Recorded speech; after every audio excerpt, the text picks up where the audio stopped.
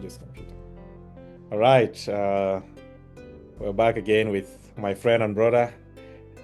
Thank you for being so generous to always hit the call. No, it's my pleasure. It is my pleasure. Yeah, but you still introduce yourself. Yeah. Go Okay. ahead.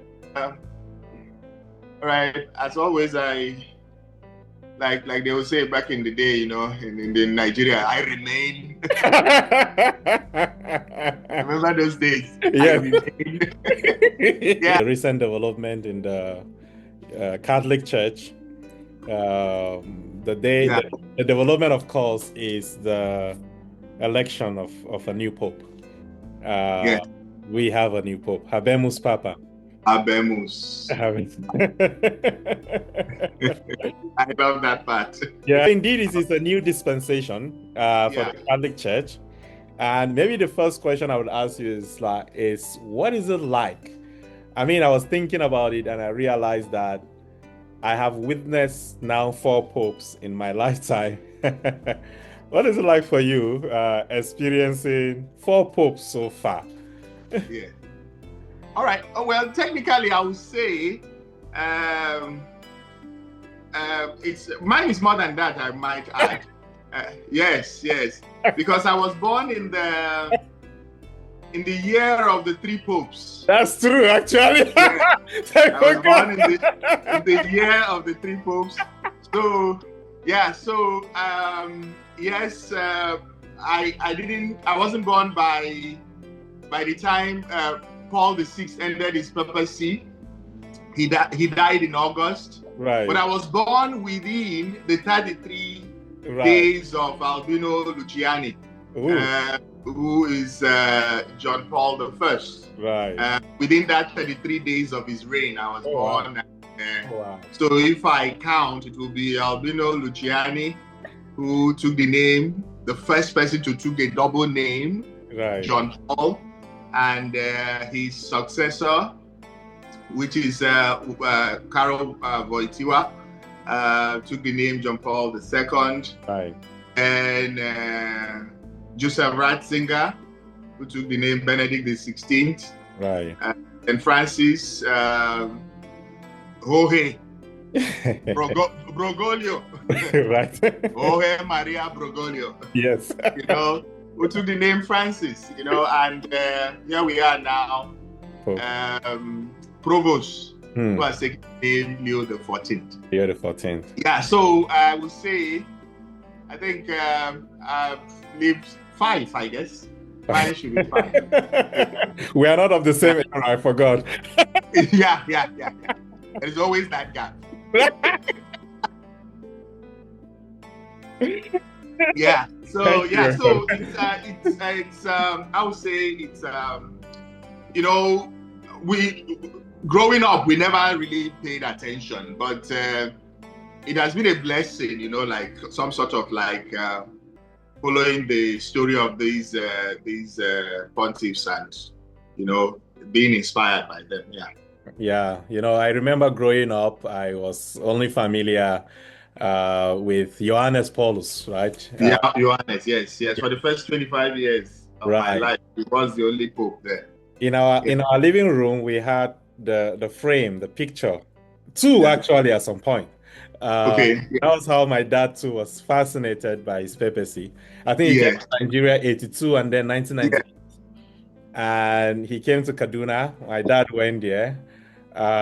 He ordained, today we call them the 12 apostles, 12 priests. And so we used to joke with my dad, why are we having the 2 frames of the Pope in the living room? And he was like, you guys had better throw me out of this house than to take any of this. It's a wonderful memorabilia, yeah. Yeah. So when Pope John Paul II was made a saint, my dad said, you see what I was doing? I knew that this guy. Everybody, at his funeral, everybody knew that, something like that is eventually gonna come. Yeah, because his pontificate was really, he really inspired a lot of holiness. He embodied that, and everybody saw that because I think it was Immanuel Kant who said that a saint is somebody whose life is about the one thing, you know, and looking at him, if you take the totality of his life, you will see that there is that commitment to one thing, which is the gospel of Jesus Christ, and making sure it gets to the ends of the earth. Absolutely. So it was no surprise when his successors decided to beatify and canonize him as saint. Right. So talking about his successor, so after Pope John Paul II was Benedict, the 16th. What has been consistent or changing in terms of leadership styles, from these popes that we've experienced so far? Okay. Maybe we might just have to go back to 1978, and now John Paul I didn't live long enough for there to be anything, will I use the word, notable that he actually, because of his short papacy, which was 33 days. There was no encyclicals, there was no travels and all of that. But Providence had it that when the cardinals met again for the second time in 2 months, they decided to, because Luciani was a much older man. So I believe there was that feeling among them that let's elect somebody who is younger.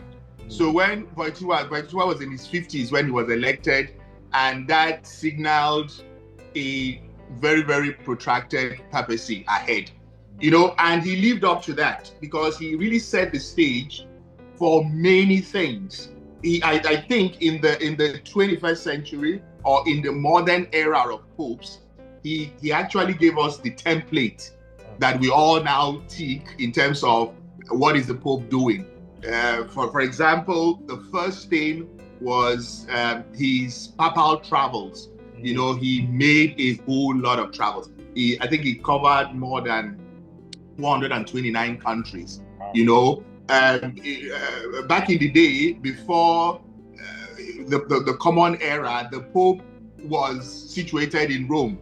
As a matter of fact, before the declaration of the Vatican as an entity, as a sovereign entity, the popes of Rome were prisoners of the Vatican. They didn't leave the Vatican, so to speak. People like Pio Nono, that is Pius IX, what is that? Leo XIII. In that era, they didn't leave Rome. But when John Paul came to the scene, he was the first non-Italian pope in about 400 and something years. So, and he was from a different era in terms of, he was from the communist end of Europe. So when he was elected, one of the things he did was traveling, bringing the papacy closer to the people. And it had immense effect. Now, the other thing he also did was, in terms of doctrine, he some sort of like set a lot standards that everybody's being measured against now. Case in point, he was a man of the council. He attended the council as a bishop. So the Second Vatican Council, he was a man of the council. So he felt, I believe, in his papacy that it is his responsibility or part of his duty to some sort of like the teachings of the Second Vatican Council in order to implement it. So that is why doctrinally he did a lot of stuff. In first of all, he published the catechism. The catechism that is being used now. He was the one. Catechism of the Catholic Church. Yes, the catechism of the Catholic Church. So so he articulated that. Then a host of other things like some what is it called? All these controversial issues are like female ordination, stuff like that. He settled most of them. Case in point, the whole conversation around sexuality. I think he published Humanae Vitae. A lot of his encyclicals pointed to that. So he some sort of like set a standard in terms of travel, in terms of doctrinal clarity, in terms of statements that popes make and all of that, you know, and also, you know, bringing the church closer to the people. Like with him, he named cardinals that were non-Italians. So that was the beginning of that, you know. So most of the cardinals he named were non-Italians, and that ensured that, you know, Italians didn't dominate the College of Cardinals. So there were, and he also some sort of like made contributions around the conversation around faith and reason, you know. They published an encyclical around that. So he some sort of like sets the tone for modern papacy, you know. Now, when it came to, so he's run from 1978 to 2005. Yeah. So that was about 26 years or so. Wow. I think I think if not the longest papacy in history. So he lived a very long time and covered a lot of ground, you know. So he was called the Pilgrim Pope, you know, because of those trips, you know. If you watch his videos for his visits, he comes to a country, you know, he kisses the ground, that's you know, and that was amazing. Now people say, well, he knows how to put up a show because he has a training as an actor, you know, so he knew all of that, and that really, you know, modernized the papacy, in my opinion, you know, that kind of a thing.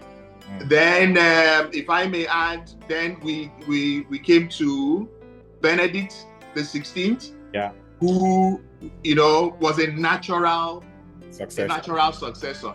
You know, the conclave, you know, was as short as this one that we had recently. So when Benedict came to the fore, the same thing, he continued in that same light. He too was a man of the council as well. Benedict, as Joseph Ratzinger, was an expert. You know, the bishops that attended the Vatican Council, they came with theologians that advised them. So Ratzinger attended the council as an expert, and he had his mark in terms of development of some of the documents that were published. So his papacy could be regarded as an intellectual papacy, whereby he did a lot of publication in terms of theological discourse, you know. So he was an intellectual. He was a professor of theology for many years. As a matter of fact, there is this, I don't know how much you know about this. There is this publication in America, Ignatius Press. They publish a lot of Catholic books and all of that. You know. Now the main guy there, which is Father Fessio, you know, Father Fessio has the opinion that future generations will declare Benedict as a doctor of the church. You understand? Based off of the level of intellectual contribution, you know, he is ranked among, you know, other theologians like Henry de Lubac and this other German Balthasar. Well, those are odd names, you know. But he was an intellectual papacy, you know. So and then this resignation from the papacy not kind of temper with that procedure if they were to ever do that? Do you think? His resignation would, you know, kind of temper with that process if they were ever going to do that? No. Okay. Yeah, no, I don't think so. You know, when I think that was another thing that was also unique about his papacy. He's the first pope to resign in 7 centuries, you know. You know, when John Paul II got weak and feeble, you know, he was asked, will you resign? Then he asked a fundamental question: to whom do I turn my resignation? I guess Benedict XVI figured it out whom he should turn his resignation. So it's quite interesting how all that worked out.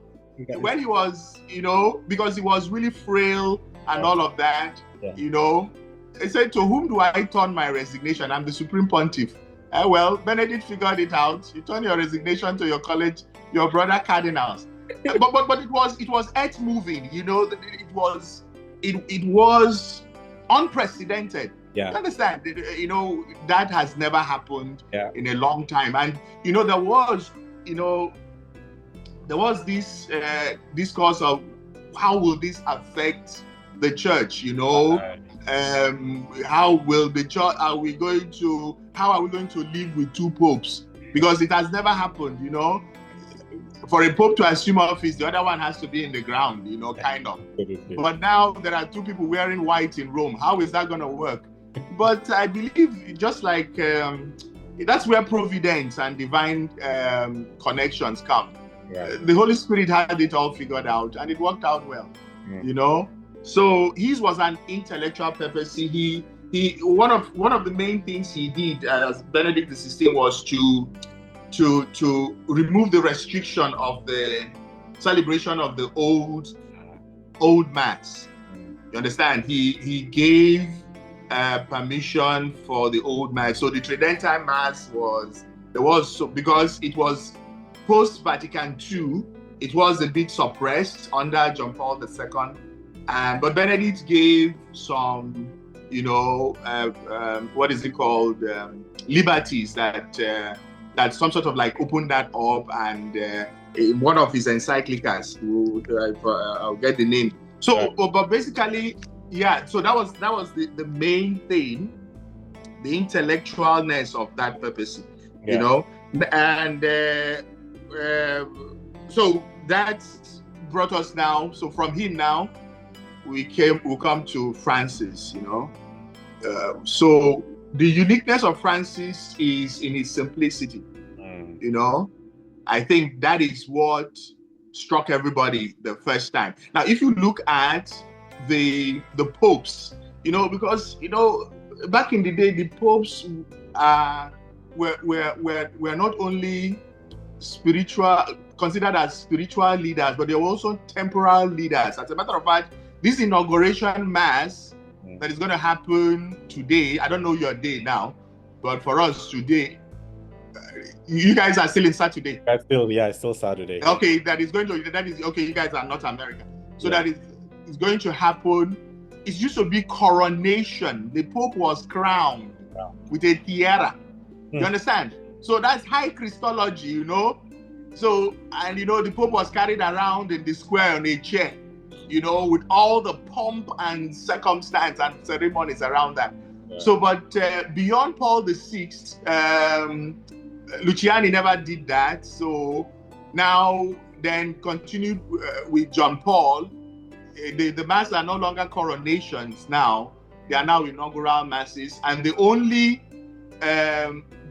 papal emblem that is now received is the ring, the fisherman's ring, and the pallium, to indicate that he's an archbishop. He's the bishop of the Archbishop of Rome, So every archbishop has a pallium. If you remember when Bach went out to get his for Benin Archdiocese, So that is the only thing. So for today, that will be the only thing. So back in the day, they used to crown them. So simplicity was what Francis, some sort of like, remember when he was announced, when he was announced and he appeared at the loggia at the square there, he came out in his white cassock. Yes, absolutely. Do you recall? He never had the red mozzetta or whatever, the stole and the golden pectoral cross. Yeah. He just so that was a will I use the word unprecedented? That has never happened. Yeah. So he broke from tradition with that. Yeah. And that was the first signal that his papacy will be a bit different, Right. So, and another thing he did was throughout these 12 years of his papacy, he never lived in the papal palace. So he lived in the guest house. carried his own bag, paid his own money for staying in the guest house and all of that. So wow. it's and he is the first Jesuit, which makes a whole lot of sense, because the Jesuits are simplicity. His Jesuit background had a lot of impact on that. So, and another important thing, which so many people, that's the surprising thing, so many people criticized him for, is he devoted his papacy to seeking out those in the margins. As a Jesuit, he said reality is greater than ideas. Are you getting the point? Right there and then, if you remember your philosophy, that's a dichotomy now between Aristotle and Plato. Yeah. Remember Plato, the world of forms. The world of forms, yes. And Aristotle, reality. Right. Yeah. So he and so that was really a very good thing, so to speak. And even his choice of name, right? Was that there you go. First time a pope will choose a name that name Francis. So they thought, they thought it was some other Francis, but no, it's Assisi. There should be no doubt in anybody's Francis of Assisi. So, and that is that. But it is so impressive. For me, how that papacy went, because he really reached out to those in the margins and preached mercy. You understand? Preached mercy, and took the evidence in the cardinals he created. The most diverse in history. It was said that was what people were talking about during the conclave. Will they reach a consensus on time? But because they came from all over the world, the places that has never had cardinals got one. Now, but it is very, very revealing that not everybody was happy with that. You won't believe it. People were, not everybody, especially some of his major critics were Americans. Those who were vested in the Latin rite, because he tried to suppress that. That minimized the use of the Latin Mass and all of that. And that offended a lot of traditionalists in America. So they were not really happy with him. They were criticizing him, even cardinals and all of that. But it's interesting that people will be perturbed that the Pope is showing mercy. That is the core of his ministry. The core of the patriarch ministry. He said, when you recover, remember what Peter was told.